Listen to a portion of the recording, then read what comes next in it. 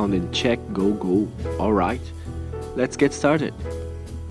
My name is Roberto Azevedo, and I am simply amazed by how many ways you can express yourself nowadays using different tools. So I'm gonna go ahead and make a Draw My Life project. I was born in Brazil in 1978 in a city called Porto Alegre. I was raised by my dad and my mom, and from my mom's side I had a brother and a sister, and it was really great because we loved each other very much, but they lived in a different house and also a different school, so I had to learn to deal with separation. So I had an idea. The way to deal with that was to make more friends and be more available. So this one day my brother went to live far away, and I could handle it pretty easily. Quite different from his girlfriend, which was not in good shape, like at all. Around this time, I lost a friend in a car accident.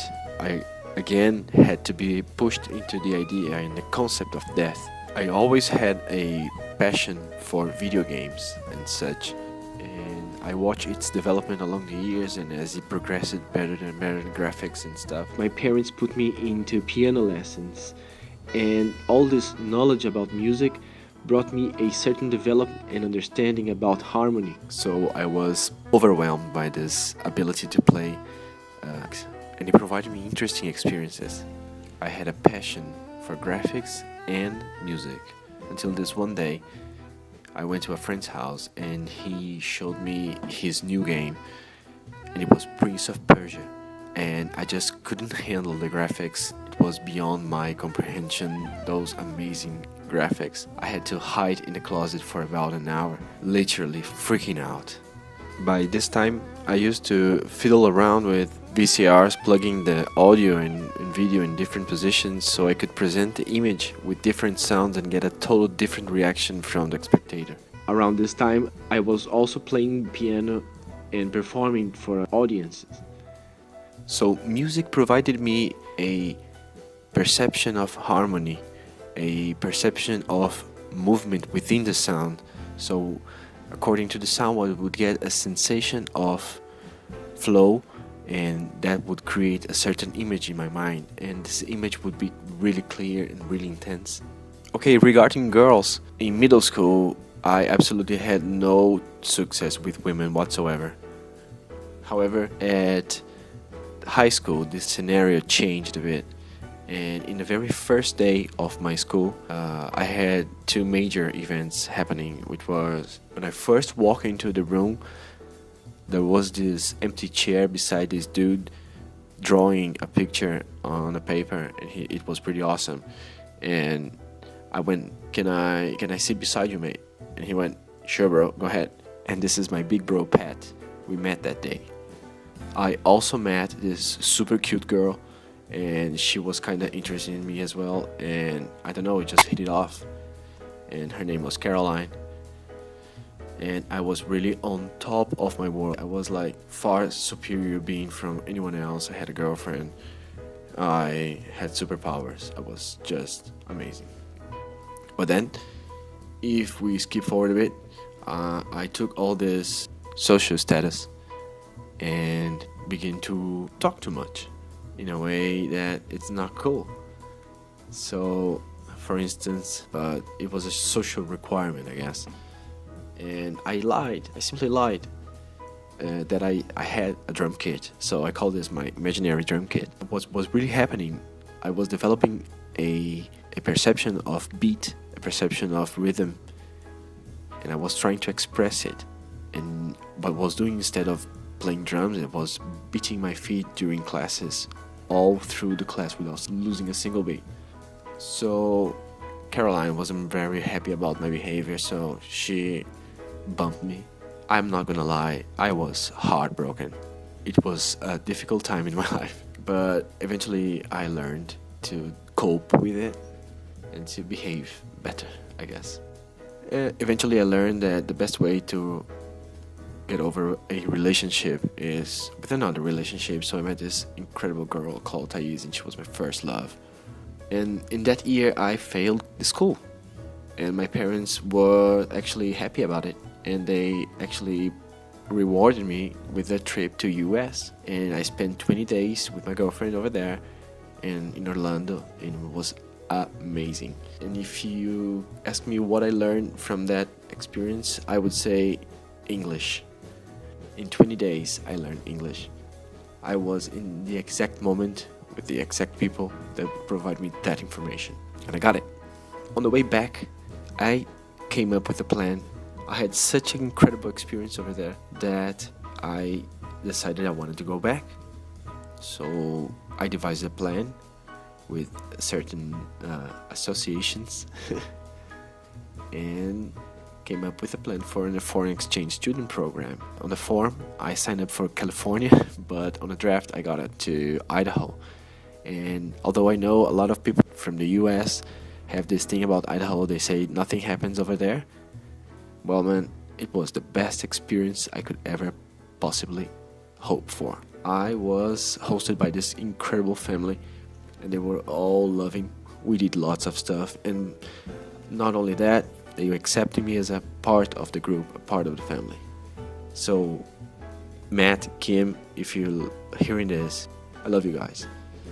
They also provide me the opportunity to go to this incredible brand new school called Eagle High, and I had a ton of great experiences over there. What can I say? I had tremendous success with the women. For some reason I can exactly point out, maybe the accent, maybe the red trousers, maybe tennis, I don't know. The fact is, it worked. I actually had to come back to Brazil to graduation, but I was already committed to my life in the US. However, me and my dad had a talk, and he said to me, "You're not going, man." After thinking a lot about it, I think that was a pivotal point in our family. You gotta understand things from my perspective. I had a job plan sort of thing, and all the inspiration 18-year-old can have. So at the beginning I was really sad and crying and all, but eventually I got better and better, and the more I could access to people, the more people could access to me, and I was back in my game. Simple as that. As soon as I decided to be better, things were becoming better, and I eventually met the girl which would be the love of my life. And her name is Lara. So I decided to start a partnership with a very big friend of mine called Fernando, and we started this thing called Signum. And Signum was a advertisement company, and we started on 50-50, but eventually I bought my friend's share and became owner of the company, and it lasted for about 6 years, so it was a lot of work, and I'll kid you not, I had no experience in doing that, so I made a lot of mistakes. And in order to cover those mistakes, I had to do extreme hardcore course in the administration sense, and it literally blew my energy away. I had kidney stones, I was in a bad shape. My parents were splitting at the time, and not only that, our family was splitting as well. Not to mention that my house burned, literally. It burned. So me and my mom moved to this friend's apartment, and we lived there for a short while the house was being rebuilt. And I was chilling at Pat's house one day, and this friend of mine, Mox, which worked with me, was there, and we were playing, and I said, "Man, Signum is over." And he said, "No problem, dude, we're going to London." And next thing I know, we're gone without having a single clue. Not a job, not a map, not an idea what we were heading. Complete naivety. And it was a very necessary step to do. We went hardcore. We took every job we could get because I didn't have any papers to work. So I was a school cleaner, I was a waiter, a bartender, a silver service, a kitchen assistant. And for those of you who don't know what silver service is, it's that guy that stands behind the table with a silver thing to get some bread or whatever you want. It is a sort of a waiter. That is a silver service. I tried to be a road sweeper, but that was denied. Money was low. I actually had 200 American dollars, not even pounds. So I had to begin a plan B, which was basically a Signum UK.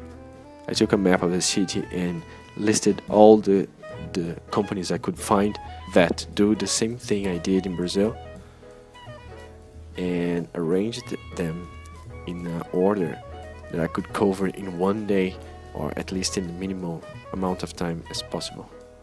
And there were 11 of them, and I remember getting off Stratford station after the 10th one, really tired and really pissed off because none of the other were acceptable or even close to find me a solution, and there was one left, and I was tired, desiring to go home and forget all about it, perhaps pack and go back to Brazil. But it was one of those magic moments that you just make a decision, and that decision was to move forward and to go to the last one. And you know what? I found a job, and not only it paid for the rent and food, but also for clubbing and a university. I wanted to study 3D graphics, and I needed money to go to pay the initial fees to get into university. So I went to my friend Disco, who was always working, and I was sure he had the money. So I went to him for help, and he said, "No problem, mate, there you go."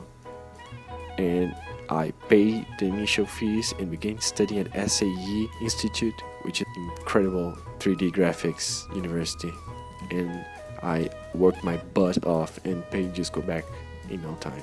But then time passed, and my friend Mooks had to go back to Brazil. And I was not alone, by no means, but I was out of control, I guess. And Signum UK project totally failed because I lost interest in the job and began to screw it up. So I was fired, and by being fired I had no money to pay university no more. So I got a job as a bartender, and not only I was working but also drinking. I kid you not, I was absolutely losing it. So it took me 2 awesome friends to support me and a long call with my girlfriend, and I decided to go back to Brazil. It was time to go home and say goodbye to the UK. When I got back to Brazil, I had this weird sensation of vibrating in a total different frequency from the place I was in, and it took me a lot of time and some great methods to come back to my original shape and feel good again, and that thing was yoga. My girlfriend, noticing that I need some tuning, presented me this incredible culture. I began not only practicing it, but also experiencing it, and it was really intense and really helpful at the time. By then, I learned how to teach English using a certain method called Callan method, and I was taught by this guy called Richard. He was really awesome, and Richard taught me how to use this method to actually carve English into people's mind, and it was really intense and really awesome. So once I learned the technique, I began teaching at Richard's school, and it was a great experience for me because I developed a certain quality, a certain capability to connect with my students. During class, during exercises, our minds would tap into each other, information would simply flow through our minds, and I had one specific student that really liked his experience, and he hired me personally to teach his team in a nearby refinery.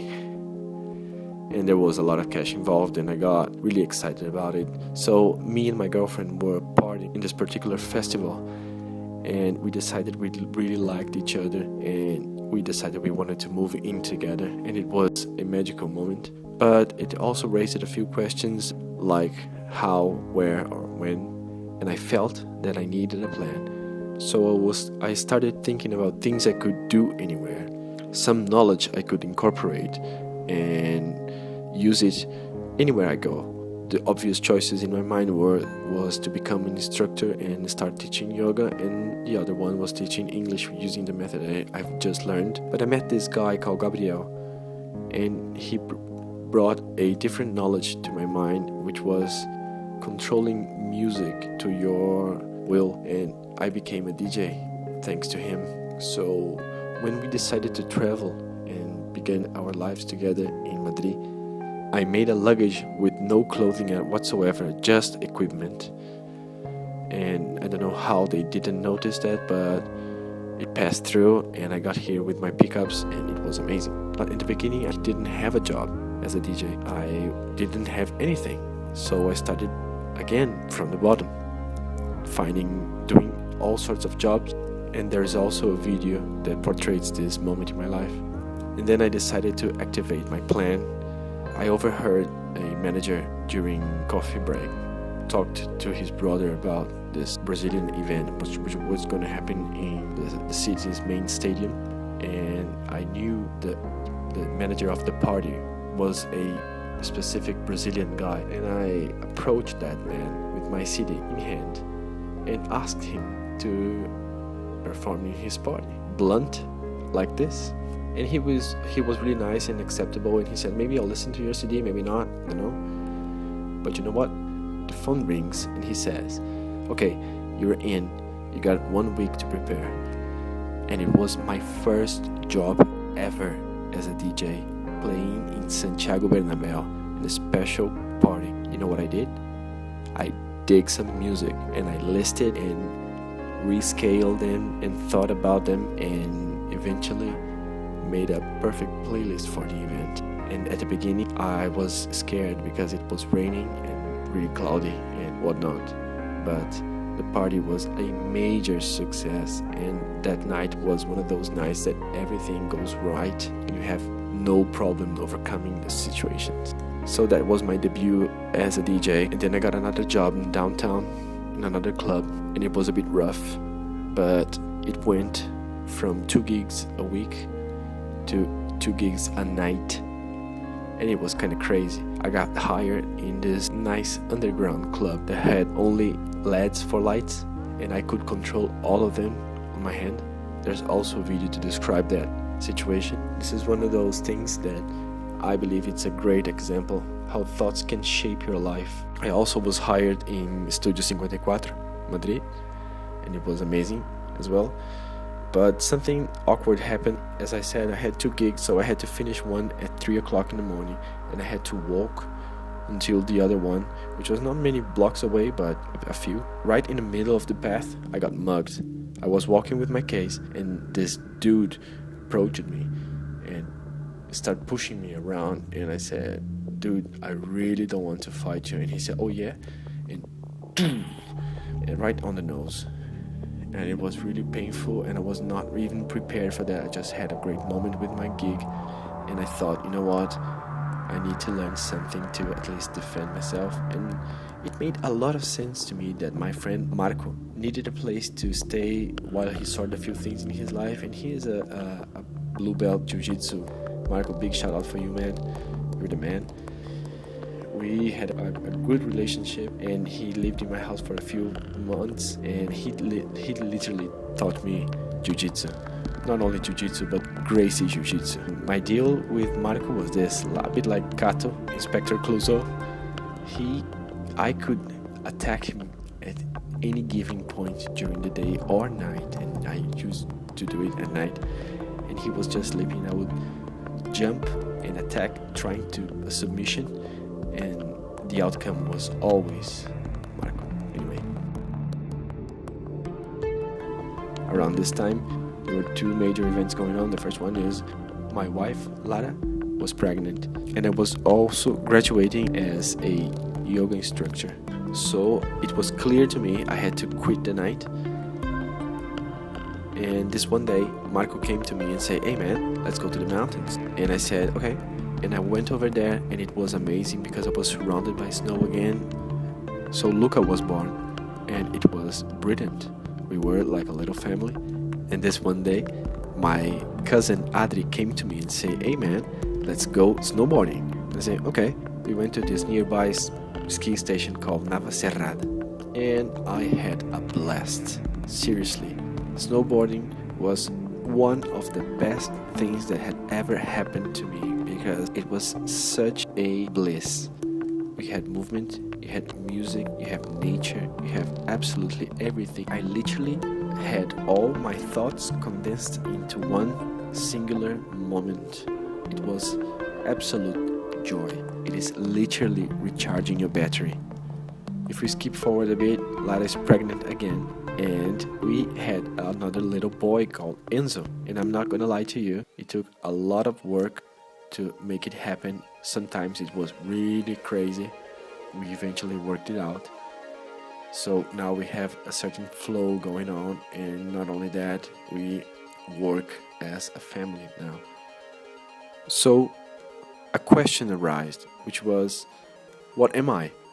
Am I this activity or that or this one? Or how do I know what I do? And the best answer to that question is that yoga is all those things that I've learned throughout my path combined, and I find this extremely inspiring to move forward in this direction. If you ask me what are my plans now, I'm planning to open a space here in Madrid, somewhere I could be next to the kids and perhaps teach them a little yoga when they grow up. Perhaps this is the idea of this video. I know that I'm reaching out and I want to not only express myself but to connect more and more people.